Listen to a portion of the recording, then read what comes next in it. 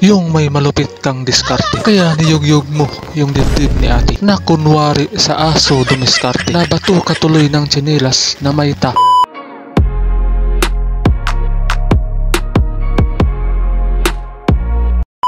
Yung nagpapagupit ka, pero yung height mong halos kasing tangkad lang ng upuan niya. Yung barbero tuloy, di mapigilang magtaka. Binuhat ka lang tuloy na parang bata.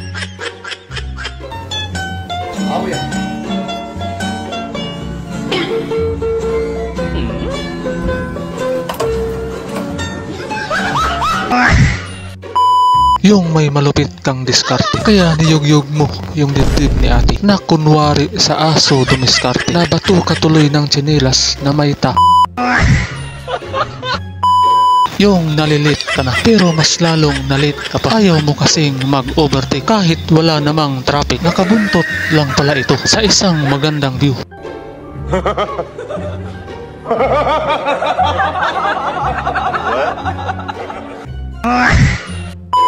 Yung sa ice cream pumili ka, kaya sa tindero nagbili ka, pero laking gulat mong binuksan niya at di pa nakontento, kinagatan pa. Kaya nagtanong ka kung ba't niya ginawa. May kagat din pala yung picture na iyong nakikita. Lagi yung ice cream na lang.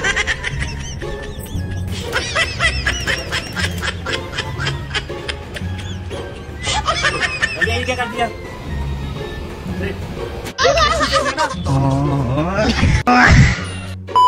Yung sa kakamaritis mo, kaya yung tenga ni Bibi pinadidihan mo. Basta makakamaritis ka lang sa iyong kumari, kaya pati tenga na pagkamalan mong bibig ni Bibi.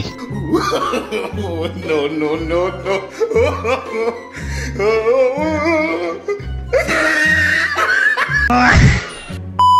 Yung kahit senior citizen ka na, pero sa labing-labing ay active ka pa. Ito'y kahit balahibo na lang ang pwedeng tumayo. At yung tuhod mong nanginginig na sa kakaararo. No. Yung nagbabalak ka sa iyong kaibigan, nasapakin yung ulo para masaktan. Yung mukha mo tuloy ang kanyang nasarita. Nagjijingle pala siya nang di mo alam.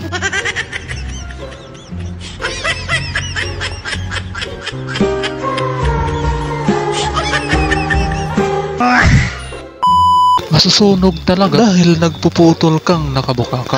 Makasing nakabuka ka, kung pwede namang nakadapa. Sunog tuloy yung inabot ng tilapyang di mo pinalot.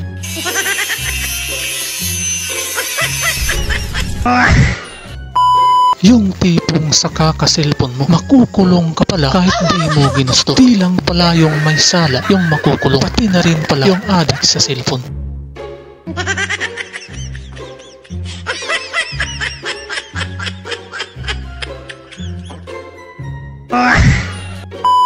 Yung sawa ka na sa kakalakan, kaya yung motor sa gilid iyong kinaladkad. Yung tipong nagmamaneo ka, partida hindi ka pa nakatingin sa kalsada.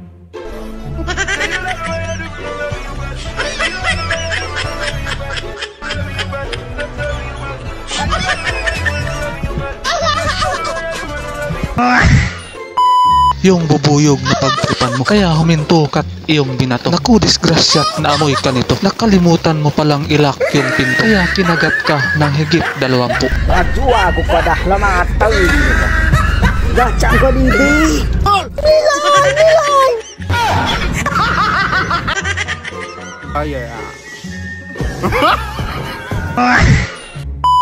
Sino ba namang kaluluwa ang hindi sumakabila nang matanggal yung gulong mo dahil sa kakamote mo? Lumipad ka tuloy dahil sa ginawa mo. It was at this moment he knew.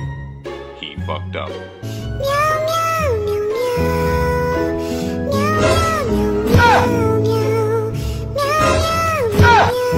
Emotional damage.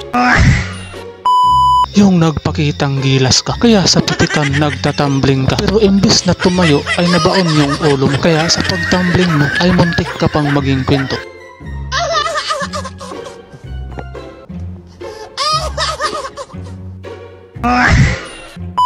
Yung tagay is life ka, kaya yung tiyan mo lumaki na. Tipong mas malaman pa yung tiyan kaysa sa pitan. Tila nag-aantay sa kabuhanan.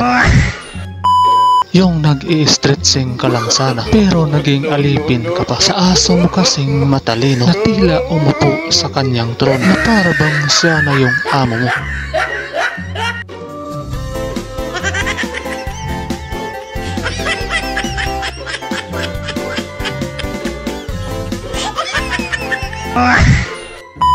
Yung wala kang kasama sa trabaho pero may aso kang magaling maghalo ng semento. Yung tipong di ka na mapapagod sa kakahalo dahil may aso kang sa trabaho ay eksperto.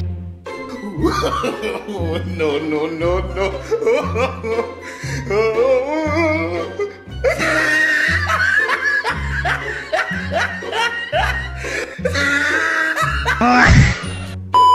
Sa unang tingin, akala mo'y may batang nakaangkas. Pero pag tingnan sa malapitan, kailangan mo na yata ng eyeglass.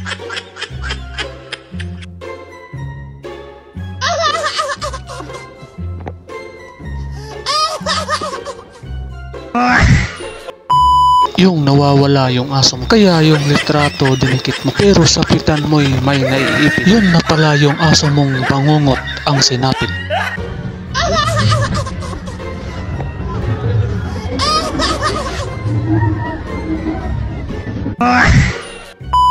Ba't ka kasi nakabukak? Yan tuloy yung paa mo na pagkamalang palaka. Ginulungan kasi ng nakasasakyan yung paa mong nakabukaka sa daan. Hello?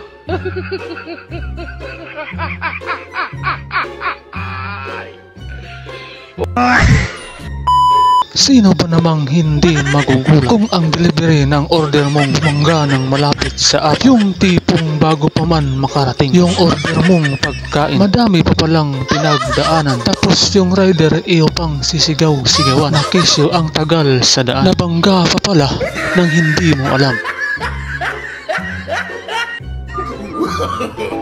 No, no, no, no.